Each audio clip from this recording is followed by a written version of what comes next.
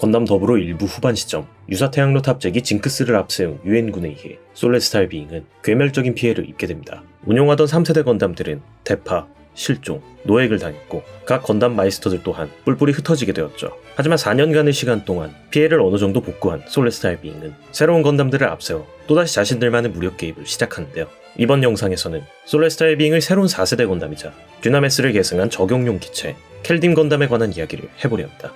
솔레스타일 비잉의 3세대 건담 듀나메스의 마이스터이자 1대 로곤 스트라토스 닐 디란디는 어렸을 적부터 스포츠 사격으로 장학금을 받을 만큼 사격에 뛰어난 재능을 보였지만 아리알 서시스가 이끄는 과격단체 KPSA의 테러로 인해 가족을 잃고 솔레스타일 비잉에 입단하게 됩니다. 3세대 마이스터들 중 가장 먼저 입단하였고 파일럿 교육을 가장 오랜 기간 동안 받았기 때문에 조종 능력과 특기인 사격술뿐만 아니라 모빌스트의 유지 보수에 필요한 기술, 전략 전술에도 탁월한 능력을 가지고 있었죠. 거기다 온화한 성품을 가지고 있어 일부 시점 마이스터들 사이에서 리더격으로 활동하게 됩니다. 하지만 솔레스타일 비잉의 배신자인 알레한드로 코너에 의해 유사태양로 탑재 양산기 징크스가 보급된 이후 유엔군과의 전투 도중 저격을 할 때 사용하는 오른쪽 눈에 큰 부상을 입게 되죠. 그렇게 저격이 불가능해지자 화력을 앞세운 지혜남제 타입 D에 탑승한 채 출격하지만 가족의 원수인 서시스와 마주쳐 무례하게 전투를 속행하다 결국 사망하게 됩니다. 이때 반파된 듀나메스의 태양로는 탑재된 하루에 의해 솔레스타일 비잉에 회수되죠. 이후 코너의 모비라머 알바토레와 전투를 펼치게 된 솔레스타일 비잉은 모든 건담이 전투 불능인 상태가 되며 괴멸적인 피해를 입고 전력을 회복하기 위해 4년간 잠적하게 됩니다. 이 잠적 기간 동안 솔레스타일 비잉은 이노베이드와 어로우즈에 대항하기 위해 새로운 4세대 건담들을 개발하죠. 앞서 설명했듯 1대 로곤 스트라토스 닐 디란디는 모빌스트의 유지 보수에 관련된 많은 지식을 가지고 있었는데요. 때문에 닐 디란디는 다른 마이스터들이 영입되기 전 3세대 건담들의 개발에 많은 기여를 했고 자신의 건담인 듀나메스를 강화하기 위해 솔레스타일 비잉의 기술자인 이안 바스티에게 여러 창의적인 아이디어와 구체적인 실행 방안을 제시하기도 하죠. 덕분에 이안은 다른 건담들에 비해 듀나메스의 강화 플랜에 관한 데이터를 더욱 많이 가지게 되었고 마이스터인 닐이 사망했음에도 불구하고 새로운 적용용 건담을 제작할 수 있었습니다. 기존 솔레스타일 비잉은 양자 컴퓨터 배달을 통해 각 건담에 탑승할 마이스터를 추천받았지만 일부 후반 시점 코너에의 배달을 빼앗겨 더 이상 배달을 사용할 수 없었기 때문에 사망한 닐 디란디의 빈자리를 채우는 것에 어려움을 겪게 됩니다. 덕분에 어떻게든 살아남아 복귀하여 자신의 건담을 배정받은 다른 마이스터들과는 달리 새로운 적용용 건담은 아직 마이스터가 정해지지 않아 이안은 누가 탑승할지도 모르는 기체를 제작하게 되죠. 그렇게 제작된 새로운 4세대 건담이 듀나메스를 계승한 적용용 기체 켈딤입니다. 듀나메스의 프로토타입인 2세대 건담 사달수드는 각 3세대 건담들에 사용될 여러 센서 장비들을 실험하기 위해 개발된 기체였고 따라서 사달수드의 전신엔 많은 센서들이 부착되어 있었습니다. 하지만 사달수드는 치명적인 단점을 가지고 있었는데요. 센서 장비를 무효화시키는 지엔 입자의 영향으로 인해 자신의 센서 또한 작동하지 않을 때가 많았다는 점이죠. 덕분에 후방의 버니어 부분에 입자의 간섭을 줄이는 우회 장치가 부착되긴 하지만 등 부분에 태양로가 장비되는 특성상 입자 간섭 문제는 여전했고 이 문제는 후계기인 듀나메스까지 이어집니다. 저격을 위해 각종 센서 장비에 의존해야 하는 듀나메스에게 이 단점은 치명적이게 작용했고 솔레스타일 비잉은 켈딤을 개발할 당시 이것을 해결하기 위해 여러 노력들을 하게 됩니다. 듀나메스는 가슴 옆부분에 2개의 통풍구가 있었는데요. 여기서 발산되는 지엔 입자들은 듀나메스의 어깨와 머리의 블레이드 안테나들에게 전파 방해를 일으키는 경우가 있었습니다. 때문에 켈딤의 가슴 부분엔 이 통풍구를 커버하는 장갑재가 추가되었죠. 이 장갑재들은 외부의 공격으로부터 통풍구를 보호하고 방출되는 열과 입자로부터 센서 주변을 절연하는 역할을 했습니다. 덕분에 듀나메스의 양쪽 어깨에 장착되던 블레이드 안테나들이 헤드 유닛으로 옮겨져 소형화될 수 있었고 등에 장착되던 태양로가 새롭게 만들어진 꼬리 부분으로 이동하여 입자 간섭은 더욱 줄어들었으며 새로운 무장을 활용할 여유 공간이 생기기도 했죠. 이렇듯 입자 간섭 문제가 어느 정도 해결되자 기존 듀나메스에도 존재하던 헤드 유닛의 카메라도 어느 정도 발전이 이루어집니다. 듀나메스는 저격 모드에서 이마의 블레이드 안테나 위치를 조정하는 것으로 카메라 아이를 노출시켰지만 이러한 형태는 헤드 유닛을 공격받았을 때 중요한 카메라 아이와 안테나를 둘 다 잃을 수도 있다는 위험성이 있었습니다. 때문에 켈딤의 카메라 아이는 기본 방식에서 교체되어 단단한 내구성을 가진 수정 덮개로 보호되고 이 덮개를 들어올리는 것으로 저격 모드에 들어갈 수 있었죠.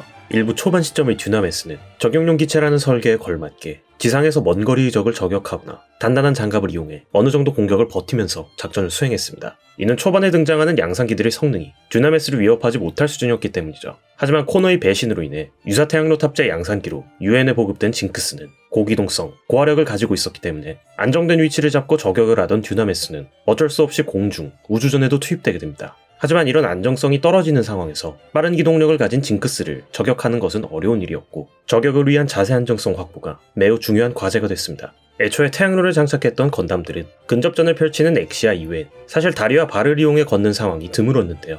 지엔 입자를 통한 호버링 능력으로 항상 공중에 떠 있을 수 있었기 때문이죠. 이런 발과 다리의 비효율성을 깨달은 솔레스타일 비잉은 지상에서 더 안정적인 저격각을 확보하기 위해 켈딤의 발 부분에 추가적인 강화 장치를 부착합니다. 켈딤의 발바닥을 자세히 보면 지표면과 켈딤을 고정할 수 있는 클로가 부착되어 있습니다. 클로를 사용한 이후 뒤꿈치의 레버를 조정한다면 듀나메스보다 높은 저격 안정성을 확보할 수 있었죠. 추가적으로 기존 허리 부분에 위치하던 버니어가 백팩 부분으로 이동했고 그 자리에 태양로가 있는 꼬리가 장비되어 켈딤은 공중에서도 안정적인 사격이 가능해졌습니다. 순간적으로 기체가 붉어지며 3배의 성능을 발휘할 수 있는 트랜스암은 적극적으로 전선에 투입되는 다른 건담들과는 달리 듀나메스에겐 큰 장점은 아니었습니다. 트랜스암을 발동할 시 센서 시스템과 처리 능력 또한 올라가기 때문에 사격 정확도가 높아진다는 장점이 있긴 하지만 저격용 기체인 듀나메스의 특성상 화력과 기동성의 강화라는 이점은 없는 것이나 마찬가지였습니다. 거기다 일부 시점의 트랜스암은 아직 개선되지 않아 한번 발동하면 모든 입자를 소모할 때까지 멈출 수 없었기 때문에 듀나메스의 입장에선 오히려 트랜스암 종료 직후 발생하는 성능 저하가 더욱 크게 다가왔죠.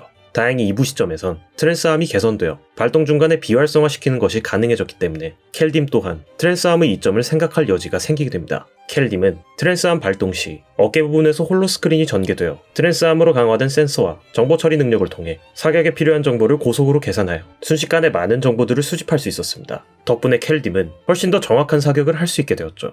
거기다 사격 이후 트랜스암을 비활성화할 수 있게 되었으니 종료 이후의 성능 저하도 최대한 줄일 수 있었습니다. 이렇듯 듀나메스의 단점들을 보완한 켈딤은 당연히 무장에서도 여러 발전들이 있었는데요. 기존 듀나메스가 사용하던 스나이퍼 라이플은 자체 센서가 내장되어 있어 듀나메스의 카메라 아이와 연동하는 것으로 매우 정확하고 높은 화력을 발사할 수 있는 훌륭한 무장이었는데요. 하지만 연사력이 형편없었고 가까이 다가온 적을 상대하려면 라이플을 어깨에 부착한 이후 양다리의 홀스터에서 빈 피스톨을 꺼내야 하는 불편함이 있었죠. 이런 단점을 극복하기 위해 개발된 장비가 켈딤의 전용 장비인 GN 스나이퍼 라이플 2입니다. 스나이퍼 라이플 2엔 4세대 건담의 무장에 전체적으로 채용된 크리스털 센서가 장치되어 정확성이 상승했고 총신을 접는다면 3연장 빔 머신건으로 변형이 가능했습니다. 단지 총신을 접는 것이기 때문에 변형 속도가 매우 빨랐고 짧아진 총열로 인해 운동성이 올라갔으며 연사력 또한 매우 뛰어났기 때문에 켈딤은 근거리에서 난전이 벌어지더라도 빠르게 대처할 수 있었죠. 거기다 트랜스암을 사용한다면 머리 주변에 전개된 홀로 스크린과 연동되어 사거리의 화력이 비약적으로 상승합니다.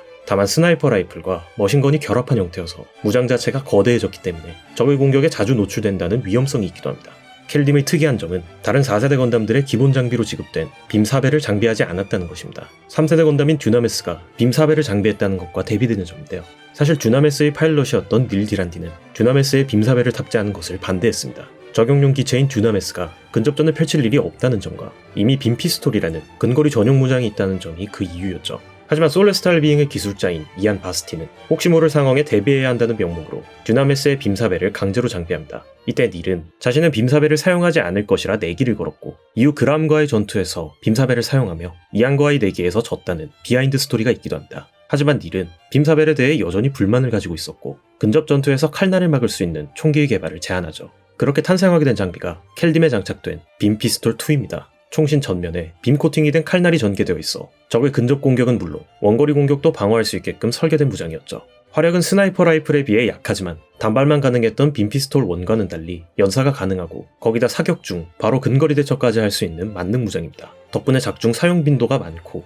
5세대 건담인 사바냐의 라이플 또한 여기서 영감을 얻어 칼날이 장비되기도 하죠. 기존 듀나메스가 장비했던 풀실드는 표면에 GN 입자를 전개하여 기체 전면을 방어해주는 장비였지만 거대한 크기로 인해 기동성이 제한되어 필요에 따라 탈착해야 하는 단점이 있었습니다. 이런 단점을 보완하기 위해 개발된 것이 방어를 위한 올레인지 병기 실드비트였죠. 더불어 세계관 속 최초의 올레인지 병기는 세퍼 라지에일의 프로토비트입니다. 프로토비트는 빔건이 내장되어 있어 적을 여러 방향에서 공격하거나 임시 방패로 사용할 수도 있었고 라지엘과의 결합 상태에 따라 추진기로 사용되기도 했죠. 이후 배달을 장악한 알레한드로 코너는 이 프로토비트의 데이터를 이용하여 스로네츠바이의 팡을 개발하게 됩니다. 팡의 효율을 본 이안 바스티는 이 기술을 방어에 사용하여 새로운 종류의 무장을 만들어냈는데요. 그것이 바로 켈딤에 장비된 새로운 방어 장비 실드비트입니다. 팡과 비슷한 올레인지 병기이지만 표면에 GN 입자가 코팅되어 있어 공격이 아닌 방어를 위한 장비이죠. 켈딤에 총 9개 장착된 실드비트는 전투 시 켈딤의 모든 방향에 전개되어 적의 공격을 방어합니다. 하나하나씩 따로 전개되거나 서로 합체하여 더 넓은 형태를 형성할 수 있으며 원거리 공격은 물론이고 근접 공격 또한 방어할 수 있죠. 고정되지 않고 자유롭게 이동할 수 있기 때문에 다른 기체들을 방어하는 데 사용되기도 합니다. 방어용으로 제작된 장비이지만 끝부분에 빔 건이 장착되어 있어 우주세계의 판넬과 비슷하게 활용할 수 있습니다. 각 비트들의 화력은 약하더라도 4개의 비트가 결합한다면 강한 화력을 발사할 수 있는 어설트 모드로 활용될 수 있죠. 각 비트들엔 컨덴서가 내장되어 있고 입자를 모두 소모한다면 켈딤을 본체에 다시 부착되어 충전을 해야 합니다. 이때 꼬리 부분에 부착되는 비트들은 태양로와 직접 연결되어 빠른 충전이 가능합니다. 그래서 전투 중 위급한 상황에선 부착 부위를 변경하며 충전하기도 하죠. 무릎 부분에도 실드 비트가 부착되어 듀나메스의 무릎에 내장되었던 GM 미사일은 생략되지만 허리 장갑 부분의 미사일은 그대로 계승되어 사용됩니다. 이렇듯 발전된 기술로 무장한 켈딤은 닐 디란디의 쌍둥이 동생인 라일 디란디가 탑승하게 됩니다. 라일은 원래 반정부 조직 카탈론 소속이었지만 세츠나에게 스카우트되어 카탈론의 스파이 겸 건담 마이스터로 활동하게 되죠. 워낙 뜬금없는 낙하산 스카우트였고 라일 본인 또한 모빌리스트 초심자라고 밝혔기 때문에 작중 톨레미 팀은 그의 실력에 전혀 기대하지 않는 모습을 보여줍니다. 하지만 라일은 카탈론 소속으로 9세대 모빌리스트에 탑승하여 많은 전투에 참여한 베테랑이었고 심지어 켈딤에 처음 탑승한 전투에서도 적을 격추하는 등 뛰어난 조종 실력을 가지고 있었습니다. 이때 톨레미 팀은 물론 로봇인 하로까지 당황하기도 하죠. 다만 여기서 솔레스타일 빙은 한 가지 고민에 빠지게 되는데요. 앞서 설명했듯 켈딤은 누가 탑승할지 모르는 상태에서 1대 로곤인 닐의 데이터를 바탕삼아 저격용 기체로 제작된 건담이었습니다. 하지만 전문적인 저격수로 양성된 형과 다르게 라일은 저격보다 많은 화기를 난사하는 난전이 특기였죠. 라일 또한 시뮬레이션에서 70% 이상의 명중률을 보였지만 항상 90%를 기록했던 형에 비하면 저격 능력은 부족했습니다. 물론 켈딤은 듀나메스에 비해 저격 보정 기술이 발전되어 저격이 꼭 필요한 미션에서는 라일 또한 참가하지만 아무래도 적성에 맞지 않는 건담이다 보니 형에 비해서 피스톨과 머신건 같은 다른 장비를 사용하는 빈도가 많아졌습니다. 이후 라일의 적성에 맞춰 제작된 5세대 건담 사바냐는 많은 무장을 장착하고 난사를 초점으로 제작되죠. 듀나메스와 켈딤 같은 저격용 기체들은 당연하게도 저격이 불가능한 상황에선 전투력이 굉장히 떨어졌는데요. 때문에 적의 시설, 기지 내부에 침투하는 미션에선 자연스럽게 제외되는 경우가 많았습니다. 이런 약점을 보완하기 위해 개발된 특수장비가 건담용 특수급수무장 사가장비입니다. 일부 마지막 전투 이후 반파된 듀나메스의 잔해를 이용해 처음 실험되었고 켈딤에 와서야 정식으로 채용된 장비죠. 좁은 공간에서의 전투를 상정하고 개발된 장비이기 때문에 저격과 관련된 많은 장비들이 교체되었는데요. 일단 이마의 카메라 아이가 크리스털 센서로 교체되었고 스나이퍼 라이플 대신 중근거리 적용용 어설트 카빈을 장비합니다.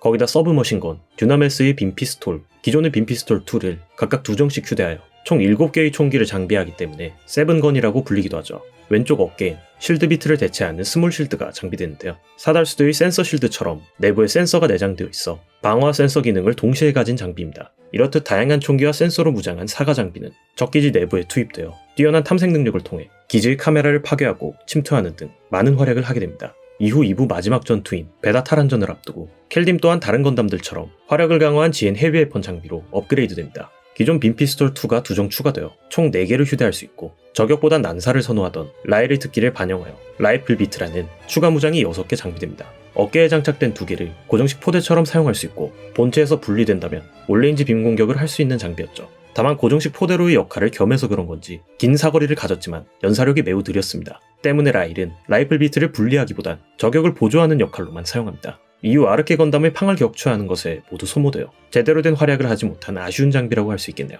이때 라이플 비트와 스나이퍼 라이플을 잃었음에도 불구하고 켈딤은 아르케와 가데사를 오직 빔피스톨만을 사용하여 격추시키는 엄청난 활약을 하게 됩니다. 서시스의 아르케의 경우 근접용으로 설계된 기체임에도 건카타를 하며 대등한 전투를 펼쳤고 가데사와의 전투에선 팔과 다리, 심지어 손가락까지 잃은 반파에 가까운 상태에서 완전한 상태였던 가데사를 격추시킵니다. 이때 나온 1초 트랜스함 장면은 팬들 사이에서 길이길이 회자되는 더불어 최고의 명장면으로 꼽히기도 하죠. 이후 반파된 켈딤은 전투 종료 후 회수되어 사가 장비로 개수되고 마찬가지로 개수된 아리오스 아스칼론과 함께 솔레스타일 빙의 서포트 조직인 페레슈테가 운용하게 됩니다. 5세대 건담인 사바냐의 개발에 태양로가 사용되어 대형 GN 컨덴서로 교체되었고 워낙 많은 손상을 입은 기체를 억지로 복구한 것이다 보니 성능은 원본에 비해 떨어지지만 페레슈테의 마이스터인 레오지크가 탑승하며 외전에서 여러 활약을 하죠.